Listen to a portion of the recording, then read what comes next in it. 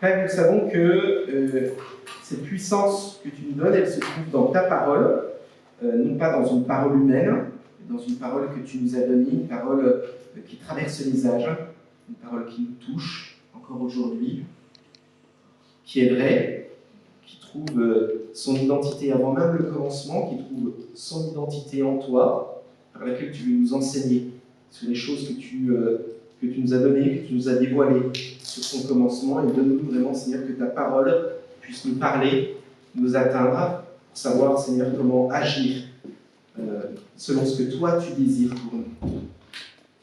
Amen. Voilà, depuis quelques prédications, donc nous prenons le texte de la Genèse, autrement dit le texte qui raconte le commencement, la façon dont les choses se sont passées au commencement, lorsque les premiers hommes ont été présents. Nous avons vu que l'objectif de l'auteur était de nous révéler que Dieu a donné une création qui est bonne, et même très bonne, puisque l'homme se trouve dans cette création. Nous avions vu au cours du chapitre 1 que Dieu avait voulu et désiré ce monde, qu'il avait désiré ce monde beau et bon, et qu'il avait placé comme couronnement de cette création l'homme, nous, présents, et que nous ne sommes donc pas là par hasard, mais que nous sommes là donc dans un projet divin, et que Dieu se réjouit en nous voyant. Et puis, ce premier chapitre terminait avec le premier culte qui est rendu, Dieu qui s'arrête, qui contemple ses œuvres et qui met ce jour à part. Et puis à partir de Genèse 2, verset 4, on avait vu qu'il y avait un deuxième récit de la création, où cette fois-ci le but n'était pas de parler de la création dans son ensemble, mais de l'homme, de la place de l'homme et de la volonté spécifique dans le rapport que Dieu veut avoir entre lui et nous. On avait vu que les animaux, donc, dans ce texte, n'étaient pas exploités, même s'il y a une notion de domination, c'est une saine domination, ce n'est pas une exploitation. Il y a une relation entre Dieu et l'homme, et puis ensuite une relation qui va être bonne dans l'ensemble vis-à-vis de l'homme, vis-à-vis de la création entière, et puis plus spécifiquement aussi dans les rapports homme-femme. On avait vu ce projet divin qui était un projet juste de bénédiction, de réjouissance. L'homme comme la femme sont placés en complicité, non pas dos à dos, mais en vis-à-vis ou côte à côte, pour travailler vers un projet commun. Et pourtant, lorsque nous regardons le monde tel qu'il est, eh bien, nous sommes bien loin de ce jardin de délices tel que Dieu l'avait souhaité. Cette semaine, nous avons tous été horrifiés d'apprendre cet acte terroriste, cet acte abominable qui a eu lieu vendredi soir, mais sans aller aussi loin, nous pouvons constater par le nombre de couples brisés, par le nombre de couples qui ne s'entendent pas, par les relations de conflits entre parents et enfants, peut-être même simplement des relations de conflits avec voisins, et même sans aller bien loin, uniquement vous allez chercher une place de parking sur une place pour garer vos voitures sur un parking, et on est choqué par le côté bestial que l'on peut observer certaines fois. Bref, rien ne va plus. Et on se pose la question, est-ce que ces premiers chapitres de l'Écriture sont une utopie, ou bien est-ce qu'il s'est passé quelque chose qui est venu dérégler tout cela? Et je vous propose de voir ce que la Bible nous donne comme élément de réflexion pour voir qu'est-ce qui s'est passé, pourquoi nous ne sommes plus dans ce jardin de délices. Et je vais lire donc le chapitre 3 de la Genèse. Le serpent était le plus rusé de tous les animaux des champs que l'Éternel avait fait. Il dit à la femme, « Dieu a-t-il réellement dit, vous ne mangerez pas de tous les arbres du jardin ?»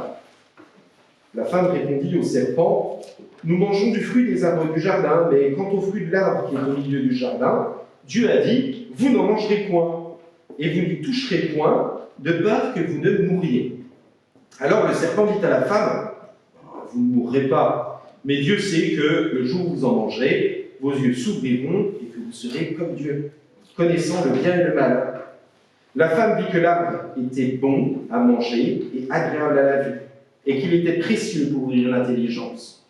Elle prit de son fruit et en mangea, et l'en donna aussi à son mari qui était auprès d'elle, et il en mangea.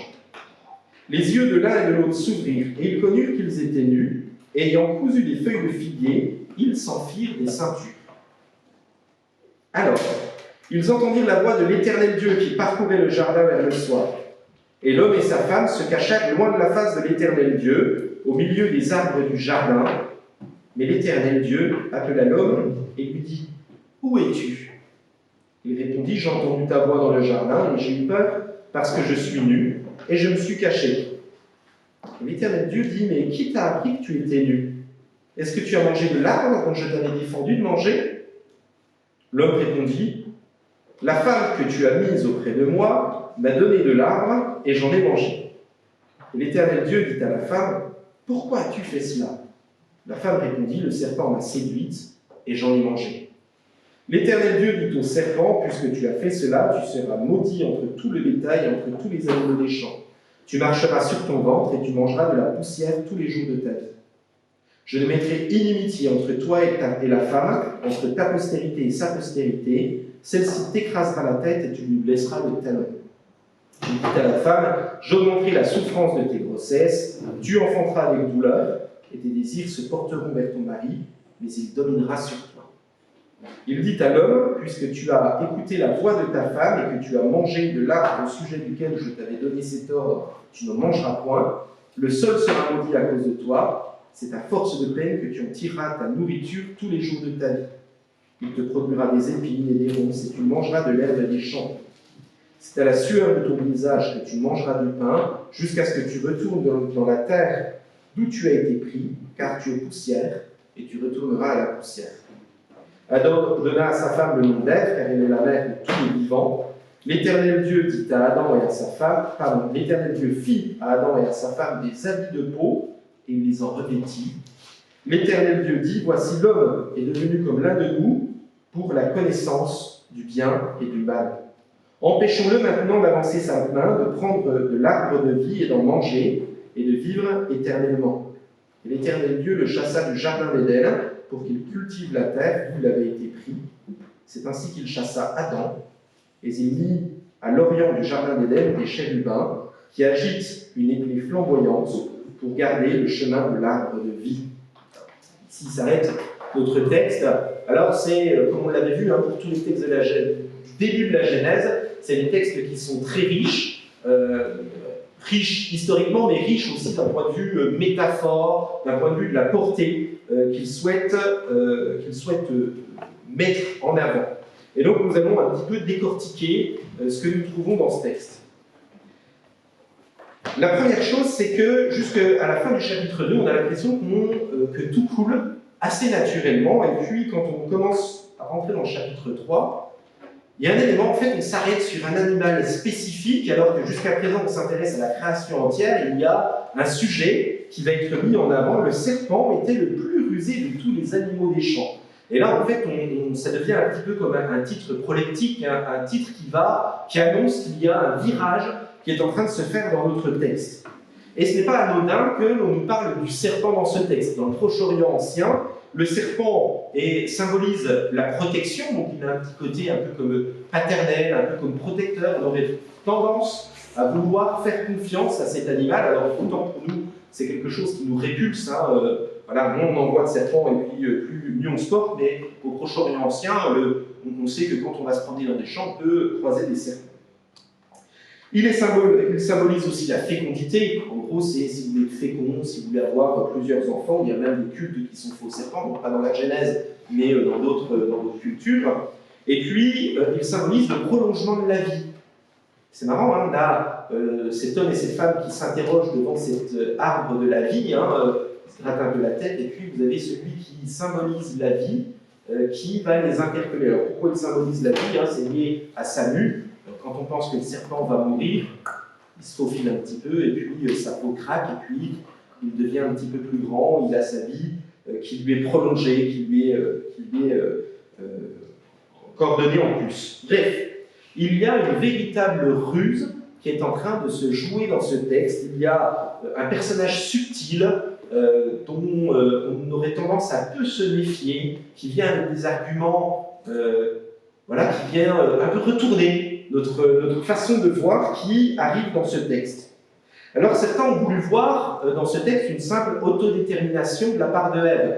Autrement dit, il y en a certains, vous savez, une vision un peu psychologique de la Bible, qui laissera entendre en fait que Ève essaie de s'auto-convaincre et puis qu'elle cherche en fait un petit peu. C'est pas du tout ce que nous dit ce texte. Je pense qu'une vision un peu trop laïque, où on essaye de sortir de la portée spirituelle, est trompeuse dans ce texte. Ce texte est clairement en train de nous parler de réalité spirituelle. C'est une réalité spirituelle et un premier combat spirituel qu'il va y avoir dans l'histoire. La femme est bien dans un moment de combat spirituel dans lequel elle va devoir apprendre à lutter. On connaît la fin de l'histoire, on sait qu'elle n'est pas sortie triomphante, et on verra un petit peu pourquoi elle n'est pas sortie triomphante. Mais là, dans ce texte, nous avons réellement affaire à une présence spirituelle, à un être spirituel qui va rentrer en contact dans sa jalousie avec ceux que Dieu a bénis. Combat spirituel face à une autorité, combat face à une autorité spirituelle jalouse de voir la relation d'intimité que Dieu a donnée avec sa création. Et le serpent, donc, est bien là comme quelqu'un contre lequel il nous faut lutter. Vous savez, l'Apocalypse n'a pas peur, donc dans l'Apocalypse chapitre 20, Eliva Franco, elle va dire « Le diable, c'est le serpent ancien ». Elle nous dévoile ce mystère. Alors ce mystère, on l'avait quand même plus ou moins compris, mais l'Apocalypse n'a pas peur de dire « Non, ce n'était pas un simple serpent qui était là. Peut-être est-ce qu'il a pris possession d'un corps? Est-ce qu'il a pris une forme? Enfin, on ne sait pas trop. Hein. On a toujours cette part un peu de mystère quand on lit le livre de la Genèse, mais c'est une certitude. Il y a bien là un combat spirituel. Et je pense que ce texte vient nous mettre en garde. Attention, il y a bien un combat spirituel. Ce n'est pas simplement parce que nous sommes enfants, fils ou filles de Dieu qu'il ne faut pas se méfier du monde qu'il y a autour de nous. Il y a des autorités spirituelles qui sont placées. Ce serait beaucoup trop simple de penser que parce que nous venons dans une église, qu'il ne nous faudrait pas nous méfier de ce qu'il y a autour de nous. Un chrétien qui ne lutte pas, un chrétien qui ne s'exerce pas spirituellement est un chrétien qui se fera dévorer. C'est une réalité. Il y a besoin d'entrer dans un univers de louange, de complicité, d'intimité avec Dieu. Si nous ne vivons pas cette intimité, il y aura d'autres voix qui viendront à un moment ou à un autre nous séduire. C'est une réalité. Et ce récit nous raconte la façon dont nos premiers parents ont chuté, et cela avec un objectif de nous mettre en garde. Si nos parents ont chuté, nous ne sommes pas plus forts qu'eux. Vous savez, par exemple, nous avons par exemple une différence théologique dans la façon de comprendre les choses entre protestants et catholiques. Les catholiques vont penser que parce que Adam et Ève ont péché, que nous sommes tous pécheurs, nous héritons simplement du péché d'Adam. Nous en héritons non pas parce que Adam et Ève ont péché, hein, ce n'est pas de la faute d'Adam et Ève si je suis pécheur, mais si je suis pécheur, c'est bien parce que j'actualise et je fais mien le péché que Adam et Ève ont introduit. Entre guillemets, c'est moi qui suis responsable, et si je suis responsable de ce péché, ce n'est pas à cause de Adam et Ève, mais c'est bien parce qu'à un moment, il y a eu des tentations qui ont été là, et sur lesquelles j'ai accepté, à mon tour, de m'éloigner de la voie de Dieu. Et voici la façon dont le diable va chercher à entrer en dialogue. Tout d'abord, il va détourner la voix du Créateur. En fait, il ne va pas dire ce que le Créateur a dit, mais en fait, il va essayer de dire quelque chose d'ambigu pour essayer de créer une conversation. En fait, vous savez, le combat spirituel commence comme ça. Il commence, non pas, le diable ne va pas essayer de dire les choses telles que Dieu les a dit, il va essayer de discréditer ce que Dieu a dit. Dieu a dit de ne manger aucun arbre du jardin. Dieu n'a jamais dit qu'il ne fallait manger aucun arbre du jardin. Dieu avait dit tu pourras manger de tous les arbres, mais en ce qui concerne l'arbre de la connaissance du bien et mal, tu ne pourras pas le manger. Donc, autrement dit, Dieu avait bien dit, voilà. Elle, donc, ne va pas dire, mais non, et donc elle va commencer à rentrer dans une discussion. Non, il n'a pas dit qu'on ne pourrait pas manger des arbres, il a dit, il y en a un duquel on ne peut pas manger. Ah bon, mais s'il n'y en a qu'un seul, c'est un peu bizarre, en quoi cet arbre serait différent que les autres? En fait, il y a un jeu, un peu comme ça, et donc le but du diable est de montrer qu'il y a une interdiction. Vous vous souvenez, la dernière fois, on avait terminé en disant que Dieu plaçait une borne, mais qu'en fait, au milieu de tout ce terrain qui est borné, il y a un océan de bénédiction, et du coup, en fait, il détourne le regard de la femme pour lui dire « Mais ne regarde pas toute la bénédiction dont tu peux profiter, mais regarde uniquement les points que tu ne peux pas faire. » Vous savez, vous avez ce cantique qu'on prenait il y a quelques années, « Compte les bienfaits de Dieu, mets-les tous devant tes yeux, tu verras en adorant combien le nombre en est grand. » Et en fait, c'est assez intéressant, c'est que, même pastoralement, souvent quand on récupère des gens, vous savez, qui sont complètement rablabla, complètement ramollis, qui sont découragés, c'est parce qu'en général, ils regardent un point ou deux points qui ne vont pas, puis quand on leur dit, mais regarde, en fait, tout ce qui va bien. Ah ouais, j'avais pas vu ça comme ça. Et en fait, je pense que le meilleur moyen que le diable a pour essayer de nous séduire, c'est de dire, mais regarde pas, on est d'accord, il y a plein de trucs qui vont bien, mais regarde ce truc quand même. Regarde, et puis en fait, on fait une fixation sur un truc bien précis. Autrement dit, vous savez, c'est comme si par exemple on pouvait se déplacer, par exemple on a 50 km² sur lesquels on peut se déplacer, puis à un moment il y a une borne qui nous est posée, et puis le diable vient nous voir en disant, mais regarde, tu as fait tout ce chemin, qu'est-ce qui t'empêche de faire 3 pas de plus quand même? Vas-y, regarde quand même, qu'est-ce qui t'empêche de le faire? Et du coup, en fait, on se rend compte que l'objectif du diable est d'apporter en fait de discréditer Dieu. Après tout, il te donne tellement de bons trucs, pourquoi le dernier truc qu'il t'interdit ne serait pas bon à ce tour? Dieu a vraiment dit cela? Bon, ben non, voyons, vous ne mourrez pas. Son but est d'amener que de croire que Dieu veut nous léser. En fait, il laisse faire croire à la femme que la femme est trompée. Quand même, est-ce que tu es sûr quand même que Dieu t'a bien dit ça? Puis est-ce que tu es sûr que quand il te dit que c'est mauvais pour toi, est-ce que tu es bien sûr que cela est bien mauvais pour toi? Et plus c'est gros, et plus ça passe. Vous savez, c'est la première fake news de l'histoire. Hein. Vous avez le diable qui vient essayer de tourner les choses dans le sens inverse que cela peut être. Après tout, tu as une excellente relation avec ta femme, c'est bon d'être avec ta femme, mais pourquoi est-ce que ça ne serait pas bon si tu allais dans les bras d'une autre femme, d'un autre homme, hein, ou bien, vous savez, tous les mensonges qu'on peut entendre, allez, ou bien, après tout, si tu disais juste un petit mensonge, est-ce que ça ne t'apporterait pas un océan de bonheur? Est-ce que c'est pas le petit truc, justement, qui t'empêche d'être bien vu par tes collègues? Tu fais juste sauter ce petit truc-là, et puis ensuite, tout se passera bien. Et en fait, le diable est en train de tourner les choses. Le diable a pour but d'apporter une fausse représentation de Dieu. Et le but, c'est qu'à la fin, elle puisse s'indigner de la façon dont Dieu lui a interdit les choses. Vous savez, en fait, c'est assez intéressant de voir la façon dont nous péchons. Hein. En fait, c'est à la fin que nous nous indignons, nous coupons la relation que nous avions avec Dieu en disant, après tout, est-ce que c'était bien ce que Dieu voulait nous faire faire? Est-ce qu'à la fin, ce n'est pas Dieu qui se trompe lui-même? Et le péché entre à chaque fois que nous sommes assez hautains et orgueilleux pour penser que nous ferions mieux que Dieu. Et cela va avoir des conséquences. Ça a des conséquences pour Adam et Ève, mais ça a des conséquences aussi dans notre vie. Et c'est ainsi qu'Ève va désobéir à Dieu. Et pour le coup, ce n'est pas que Ève qui désobéit, parce que on va voir, hein, il y a un petit jeu après qui va se passer entre Adam, Ève, le serpent et tout ça, mais dans le fond, ne pensons pas qu'Adam soit moins responsable. Adam avait tout à fait la possibilité de regarder Ève en lui disant « Stop, stop, stop, non, on arrête tout. Voilà, t'as croqué le truc, c'est pas bien, on arrête, tu craches ça, et puis...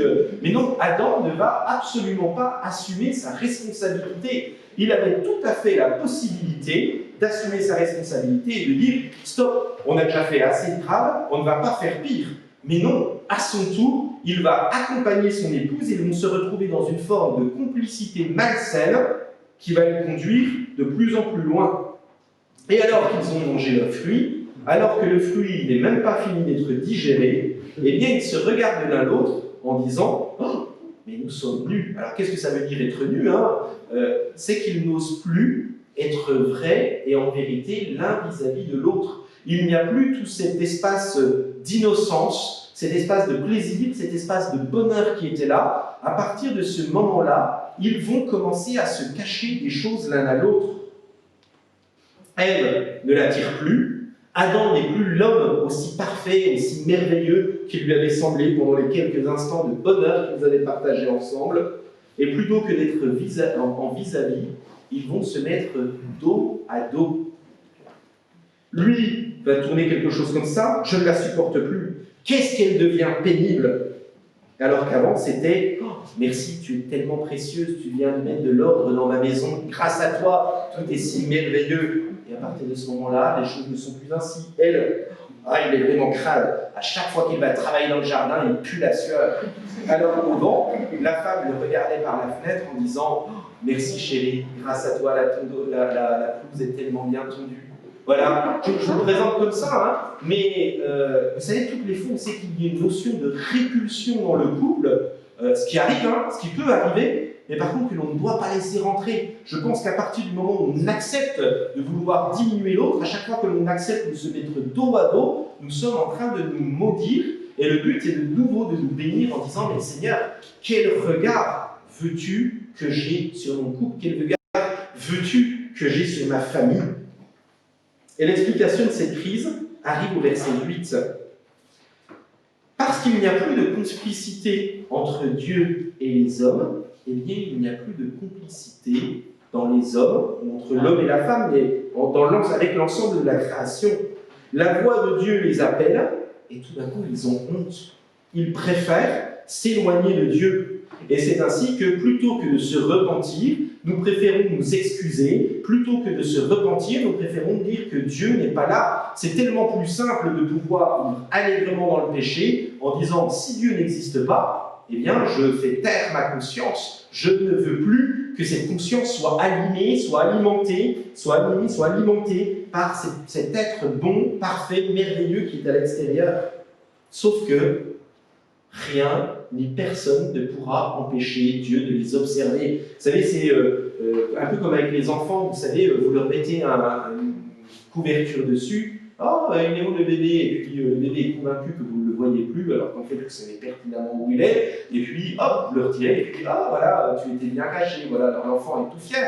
Et en fait, c'est simplement ce que nous sommes en train de faire lorsque nous sommes en train de pécher. C'est-à-dire, on se met un voile devant nos propres yeux en disant « Oh, c'est juste un petit péché, si je me cache bien, je suis sûr que Dieu ne me verra pas. » Sauf que le rapport de force n'est pas du tout le même. Et à partir de ce moment-là, à partir du moment où Dieu n'est plus en intimité, en complicité avec l'homme et la femme, eh bien nous allons avoir, à partir de ce moment-là, de la même façon qu'il y a une distance qui s'est créée avec le Créateur, il y a une distance qui va se créer entre l'homme et la femme, et nous avons là la première scène de ménage. Cette première scène de ménage, hein, elle s'exprime, alors, pardon, je la reprends. Verset 12. C'est assez intéressant, ce comportement de l'homme. L'homme répondit, « La femme que tu as mise à côté de moi. » Voilà, alors c'est très intéressant parce qu'on voit que Adam était malheureux, seul, perdu, que tous les animaux ne pouvaient même pas les satisfaire. Il a en face de lui cet être si merveilleux qui va être placé là, il tombe fou amoureux de sa femme, et puis, à cet instant, cette femme, alors c'est comment? La femme que tu as mise auprès de moi m'a donné de l'arbre, avec un mépris vis-à-vis de celle qui était à son côté, et j'en ai mangé. Et même là, du coup, il n'est plus le chef de famille, la notion de chef de famille dans l'Écriture, ce n'est pas celui qui va dicter au reste de la famille ce qu'il doit ou ce qu'elle doit faire, mais c'est la notion de protection, la notion de tête, de chef, de responsable de famille, et là, du coup, complètement irresponsable. Voilà, on ne peut pas se dire responsable et protecteur quand on n'assume pas les choix que nous avons faits. Et du coup, ce n'est pas Adam, si on l'écoute, qui a péché, mais bon, c'est à cause de celle que tu as mis à côté de moi. Et l'Éternel Dieu dit à la femme, pourquoi Dieu fait cela? Et là, même idem, la femme ne va pas assumer ses responsabilités. Oh, c'est pas tout à fait ma faute. Tu avais créé un monde totalement parfait, mais en fait, il n'était pas si parfait que ça. Et en fait, c'est de la faute du serpent que tu as créé. Voilà, et en fait, au final, si on devait les écouter, c'est de la faute de Dieu, quoi. Si il ou elle a péché, c'est de la faute de Dieu. J'ai eu l'occasion dernièrement de faire un accompagnement pastoral d'une personne qui ne fréquente pas l'église à l'hôpital, qui a vécu une expérience très douloureuse. Et puis en gros, si on l'écoute, en fait, si elle a commis un acte qu'elle n'aurait pas dû faire, c'est parce que Dieu l'a voulu.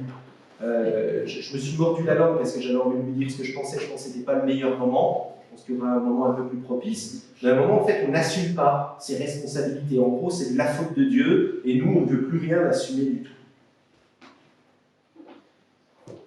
Et dans ce texte, en fait, ce qui est très intéressant, dans ce ce que je relève, voilà, c'est cet homme qui n'assume plus sa responsabilité, la femme qui, elle aussi, va tout d'un coup devenir un peu défiante vis-à-vis de l'homme. Il n'y a plus ce rapport de confiance. Il y a, et au-delà du rapport de confiance entre l'homme et la femme, hein, on peut le voir aujourd'hui, c'est un rapport de défiance entre les cultures, de défiance entre les hommes, entre les femmes, entre les voisins. En fait, bref, on a tous un regard suspicieux vis-à-vis de l'autre.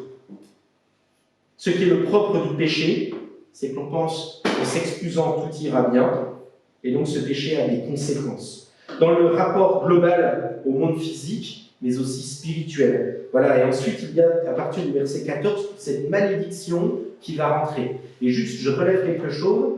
Jusqu'à présent, Dieu n'a cessé de bénir sa création. Jusqu'à présent, Dieu n'avait cessé de bénir. Et la malédiction arrive à partir de ce moment-là. C'est juste un drame. On a affaire à un récit qui monte dans une apothéose juste remarquable, juste glorieuse. Et à partir du moment où le péché rentre dans le monde, il y a le mal-dire de Dieu. Quelque chose que Dieu ne voulait pas, qu'il va être obligé de prononcer comme sentence contre ce monde. Il y a un véritable déchirement qui se crée à partir de ce moment-là. Déchirement dans lequel nous nous trouvons partiellement maintenant. Partiellement, je l'expliquerai un petit peu à la fin de cette prédication, et puis la prochaine fois, j'essaierai d'être un peu plus complet dans cette façon de parler de ce déchirement que nous subissons encore partiellement aujourd'hui en tant que chrétiens. Mais à partir de ce moment-là, donc, il y a un rapport qui va être brisé dans le monde physique, il y a un rapport avec le reste de la création qui ne va plus être le même, mais aussi avec le monde spirituel. De génération en génération, un conflit va s'amorcer. Celle-ci t'écrasera la tête et tu lui blesseras le talon, pour dire qu'à partir de ce moment-là, il y a un combat spirituel qui va se répéter de génération en génération entre la création bonne de Dieu et puis le monde du péché, le monde du mal, le monde spirituel qui va vouloir sans cesse oppresser et détruire le reste de la création. Je reprends, pardon, puisque tu as fait cela, donc tu seras maudit entre tout le bétail, entre tous les animaux des champs, donc séparation avec le reste de la création, et donc voilà, il y a inimitié entre toi et la femme, entre ta postérité et sa postérité, et donc on se rend compte, voilà, rupture physique et rupture spirituelle, une conséquence qui est grave, qui est très lourde, qui est tragique.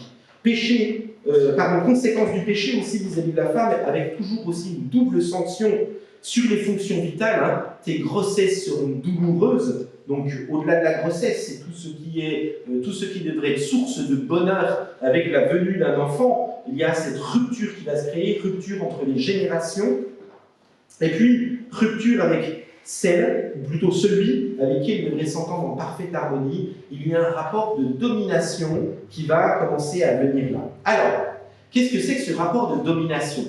C'est un rapport de malédiction, c'est quelque chose que Dieu ne veut pas. Certains apprennent ce texte en disant que cela est là pour légitimer le fait que l'homme devrait maltraiter sa femme, devrait la contraindre, alors qu'en fait ce texte est plutôt en train de dire l'inverse.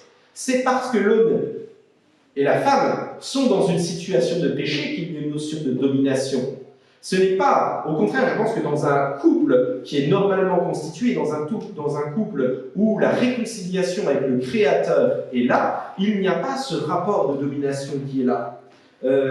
Ce n'est pas un mandat qui est donné à l'homme dans ce texte, hein, mais c'est plutôt parce que le péché est là qu'il y a cette séparation, qu'il n'y a plus cette complicité entre l'homme et la femme. Mais à partir du moment où le péché est solutionné, ou à partir du moment où l'homme et la femme ont les regards tournés vers le Créateur, il y a de nouveau cette complicité qui va pouvoir être retrouvée et être renouée. Donc n'utilisons pas ce texte comme prétexte pour pouvoir contraindre et rendre malheureux celle avec qui nous partageons notre vie. Voilà, ce texte est là pour montrer que le rapport de domination, lorsqu'il n'y a pas un rapport de complémentarité, mais lorsque l'homme et la femme sont mis dos à dos, eh bien c'est à partir de ce moment-là qu'il y a la malédiction. Enfin, sanction double, là aussi sur l'homme. Il dit à l'homme, donc, puisque tu as écouté la voix de la femme et que tu as mangé du fruit au sujet duquel, voilà, tu n'en mangeras pas, le sol sera maudit à cause de toi, c'est à force de peine que tu en tireras la nourriture. Qu'est-ce que ça veut dire? Ça veut dire que ce n'est pas le travail qui est une malédiction. mais c'est la pénibilité au travail. Voilà, donc le travail est une bénédiction, on l'avait vu dans Genèse chapitre 2, hein, il place l'homme au milieu de jardin pour veiller sur lui et le garder, et donc ce n'est pas le travail qui est une malédiction, mais la pénibilité au travail. À partir de ce moment-là, depuis cette époque-là, il y a un petit peu cette lutte entre l'homme et la nature et la création, cette lutte qui s'est traduite pendant plusieurs décennies, on a essayé d'arracher les mauvaises herbes, et cette lutte qui aujourd'hui se traduit par une surconsommation de certains produits phytosanitaires. Je dis ça, hein, bon, voilà, nous sommes coupables, victimes de cet engrenage hein, dans lequel nous nous prenons, voilà, après ces relations complexes, du coup, à partir de ce moment-là, que nous avons avec la nature. Et puis voilà, ce second rapport, hein, qui est aussi un rapport qui va être lié à la mort. Tu es poussière et tu retourneras à la poussière. Alors, est-ce que Adam devait mourir? Est-ce que les premiers hommes devaient mourir? On n'en sait pas trop, le texte est assez flou sur cette question. Par contre, à partir de ce moment-là, il y a une notion de mort spirituelle qui est rentrée là. C'est-à-dire que quelqu'un qui n'est pas en relation avec Dieu, eh bien, mort spirituellement, il y a bien une rupture spirituelle entre le monde bon spirituel et le monde et l'homme qui est là. Bref, nous avons affaire à un constat d'échec global, en tout cas à première vue, un constat d'échec sans solution, mais fort heureusement, on va voir, il y a deux solutions qui vont nous être adressées dans ce texte. Et cela termine donc avec l'expulsion du jardin. Interdiction de retourner dans ce jardin de délices, dans ce jardin de bonheur. Il se retrouve à partir de ce moment-là exclu du temple de Dieu, exclu de la présence directe avec Dieu. À partir de ce moment-là, ils ne pourront plus parler directement avec le Créateur comme il l'avait fait. Le seul qui va revenir à ça dans l'Ancien Testament, c'est Moïse, hein, qui va se mettre à parler bouche à bouche, face à face avec Dieu. Et à partir de ce moment-là, il y a une douleur, une séparation avec Dieu. Et donc, si on s'arrêtait là, on pourrait penser que tout est perdu et que ça ne sert plus à rien de se battre, mais pourtant, Dieu va faire le premier pas dans ce texte de la même façon qu'il y a une double sanction pour la création, hein, le serpent était le représentant des animaux, de la création dans son ensemble, double sanction sur la création, double sanction sur la femme, double sanction sur l'homme, et de la même façon, il y a une double espérance qui apparaît dans ce texte. L'Éternel Dieu fit à Adam et à sa femme des habits de peau, et il les en revêtit. On ne fait pas attention, mais nous avons là affaire au premier mort de l'histoire telle qu'il nous est présentée. Dieu va offrir le premier sacrifice, le premier moyen de réconciliation entre l'homme et la femme. Parce que pour avoir des habits de peau, il faut bien qu'à un moment, il y ait quelqu'un qui meurt pour revêtir l'homme et la femme. C'est-à-dire que nous avons à partir de ce moment-là la notion sacrificielle qui va commencer à arriver. Et le premier sacrifice qui va être fait, c'est Dieu qui l'offre pour rétablir la relation avec l'homme et la femme. Vous étiez nus, vous en aviez honte, mais je vais faire ce que je peux pour essayer de rétablir, comme je le peux, cette relation que nous avions ensemble, cette forme de complicité. Je ne veux pas vous abandonner. Je vous donne un signe que je ne vous délaisserai pas. Signe encore petit, signe encore médiocre, mais signe qui en appelle un autre. Et dans Genèse chapitre 3, verset 15, « Celle-ci t'écrasera la tête et tu lui blesseras le talon. » Et c'est à partir de ce moment-là, l'ensemble des exégètes sont d'accord là-dessus pour dire il y a bien une postérité qui à un moment viendra vaincre ce serpent ancien, qui viendra détruire la puissance de ce serpent ancien, qui en subira les conséquences, et que toutes les conséquences de ce péché, toute cette rupture de ce péché, il viendra le prendre sur lui pour pouvoir changer cette destinée fatale en une destinée bénie et nous réintroduire dans un jardin de délices, dans une relation nouvelle avec le Créateur, loin des conséquences du péché et de la mort. Autrement dit, nous avons, dès le livre de la Genèse, dès le début de la création, cette annonce. C'était, je cherche le nom de celui qui avait dit ça, est-ce que c'est Tertullien, est-ce que c'est, je n'ai plus ce prédicateur du Nouveau Testament qui disait « Bienheureuse chute qui nous valut un tel sauveur ». Et en fait, face à cette chute, face à ce chaos, eh bien, Dieu est en train de nous dire qu'un jour, il viendra de nouveau dans notre histoire, en la personne de Jésus-Christ, pour rétablir cette relation entre lui et les hommes, et de la même façon qu'il avait offert ce premier sacrifice, qui était un petit sacrifice qui venait nous montrer que nous devions attendre quelque chose de plus grand, il est en train de nous dire, il y a une espérance qui est de nouveau là. Et c'est là où ce texte de la Genèse, de cette chute, a une fin qui est bien heureuse, c'est celle que nous trouverons auprès de la croix, celle qui nous annonce le salut glorieux, où l'ensemble des péchés, l'ensemble de la malédiction, l'ensemble de cette mort va être frappé par celui qui, lui, ne méritait pas cette mort, pour qu'à notre tour, nous puissions revenir à la vie. Tu étais poussière et tu retourneras à la poussière. Oui, notre corps retournera à la mort, mais ce n'est pas sans cette certitude que notre âme, elle, pourra vivre pour l'éternité dans la présence de Dieu. Alors, sommes-nous dans une recherche désespérée du paradis perdu, ou avons-nous la possibilité de le retrouver? Eh bien, je crois que le véritable problème sur lequel vient nous montrer ce texte, c'est celui du péché. Le péché, ce n'est pas uniquement, vous savez, faire une transgression, ce n'est pas le symptôme, ce n'est pas souvent, on appelle le péché le symptôme. Le péché, ce n'est pas le symptôme, ce n'est pas l'action que nous avons commise, mais c'est la motivation que nous avions eue. Toutes les fois où nous avons pensé que dans notre esprit, notre pensée était supérieure à celle de Dieu, toutes les fois où nous avons voulu mettre une séparation d'avec Dieu, toutes les fois où nous n'avons pas voulu obéir à ces jalons que Dieu avait posés en disant « Je suis libre et indépendant de ce que Dieu veut ». Et c'est ainsi que Dieu, lui, va pouvoir nous apporter cette réconciliation en disant « Celle-ci t'écrasera la tête et tu lui blesseras le talon ».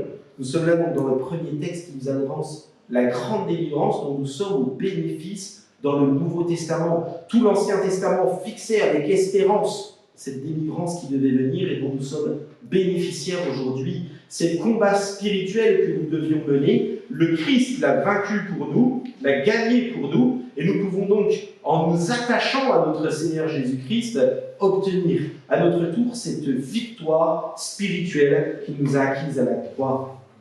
La relation peut être rétablie avec notre Créateur, et je développerai ça un petit peu plus la prochaine fois, donc dans 2 semaines, en entrant un petit peu plus spécifiquement. Je vous disais que nous sommes dans une double relation. À la fois, nous sommes encore dans ce monde de péché, mais en même temps, nous vivons déjà en espérance spirituellement dans la victoire que le Christ nous a acquise. Amen. Que ce soit vraiment notre espérance, que ce soit vraiment notre désir, non pas de tourner le dos à notre Créateur, mais que nous ayons vraiment ce désir de lutter spirituellement pour être dans cette intimité, non pas pour désobéir à notre Créateur, mais pour rechercher à faire ce qui nous plaît pour sa plus grande gloire. Seigneur, on te remercie pour cette parole qui n'est pas anodine, qui nous parle de ce qui s'est passé au commencement, mais qui vient nous dire que de la même façon que Adam et Ève ont chuté, ont failli, ont désobéi, parce qu'ils ont préféré se mettre supérieurs à toi, et bien toutes les fois où nous l'avons fait, Seigneur, nous le confessons. Et de façon, hélas, trop primaire, nous avons cette tendance à reproduire ce que Adam et Ève ont fait, et nous te demandons pardon, et nous avons pleinement confiance que toutes les fois où nous ne l'avons pas fait, c'est parce que nous n'avons pas combattu spirituellement. Nous avons été lâches, nous n'avons pas assumé la responsabilité qui était la nôtre. Et Seigneur, je veux vraiment te demander, Seigneur, de nous donner, de pouvoir assumer cette responsabilité que tu nous donnes en étant au bénéfice de ce second Adam, au bénéfice de cette œuvre que tu as accomplie, de nous, Seigneur, de savoir te contempler à la croix, souffrant mais triomphant pour nous, et que de la même façon, Seigneur, nous puissions mourir à nous-mêmes pour te laisser resplendir dans ta gloire. Seigneur, merci de nous accompagner par la puissance de ton esprit et de nous, Seigneur, encore de rentrer dans ce mystère de cette seconde création dont nous bénéficions déjà partiellement maintenant et que nous attendons. Nous te disons oui, Seigneur, viens bientôt. Viens bientôt et donne-nous de pouvoir jouir pleinement de tout ce bonheur que tu veux pour nous. Amen. Amen.